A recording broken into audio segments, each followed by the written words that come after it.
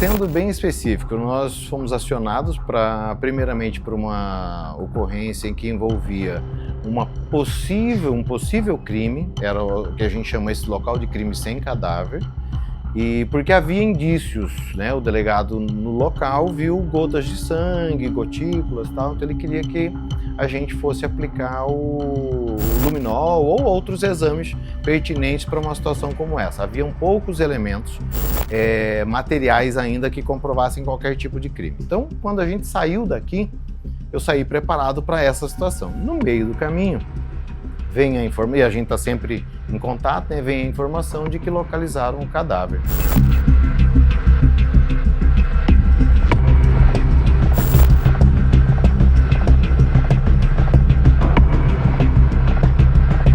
Então eu cheguei no local já sabendo que havia, né, primeiramente um possível crime cometido e depois já se encontrou o cadáver. Consolidou ali um local de crime com cadáver, então, dentro do nosso escopo, né? Chegando lá, aí fui me inteirar da situação, então tratava-se da possibilidade de alguém ter sido atraído para o local, uma gestante, né, possivelmente foi atraída para o local e teve seu feto retirado ali naquele local. Quando constatou o cadáver, nós já nos dirigimos ao ponto, que era no quintal, para comprovar. Realmente, porque assim, a princípio, o que a polícia fez? Ela estava sob umas tábuas, né, um buraco no chão, raso, né, e umas tábuas. Então, o que eles fizeram? Levantaram as tábuas e viram parte do corpo dela, que, se não me engano, era a perna ali. E aí nós fomos lá e constatamos. A gente temos toda uma experiência para isso, tentar só por aquilo ali, não, realmente é um cadáver humano. E aí fazemos todo o procedimento.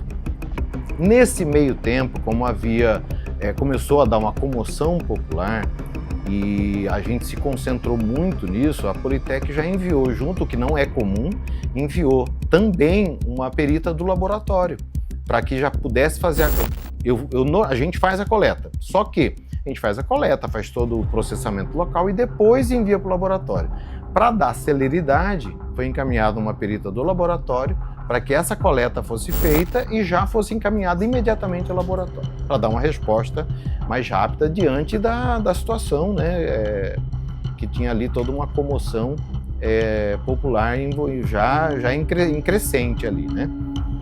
Bom, fizemos a retirada do cadáver do local, foi ali que me deu uma reação humana ali eu não consegui fazer o profissional ficar 100%, o ser humano, não que o profissional não seja, mas a gente, só para que a gente possa entender, para que o público possa entender.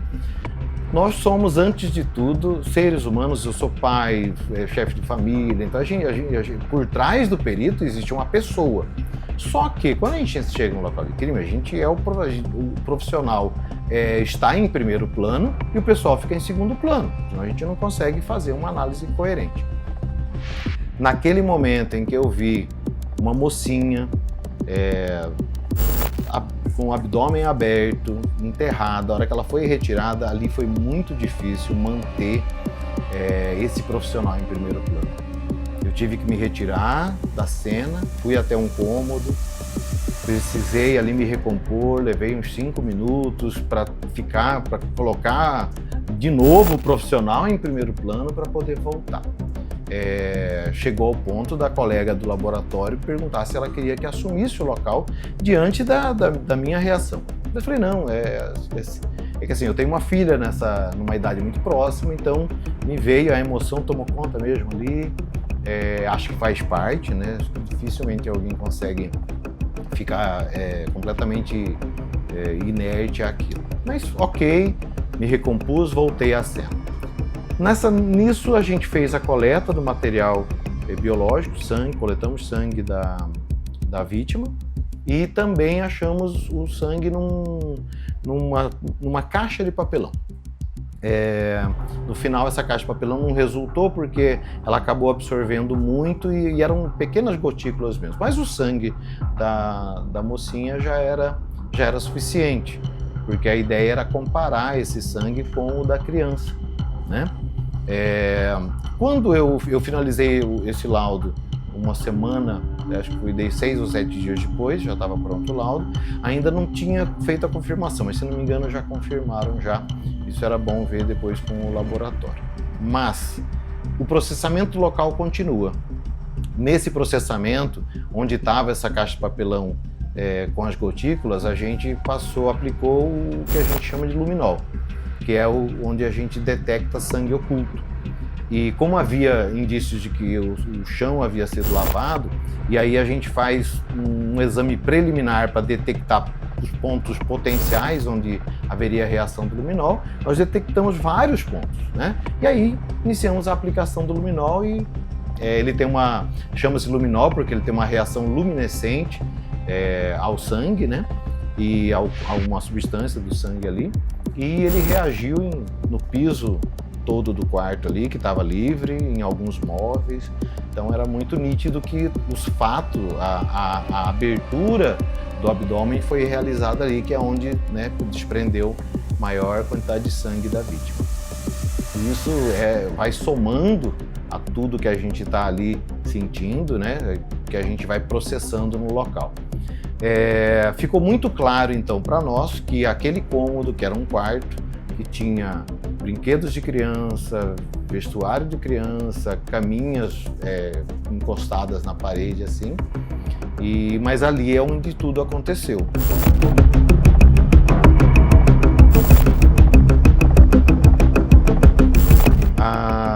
O exame de necrópsia, no local, o que a gente constatou? Como é que o cadáver estava?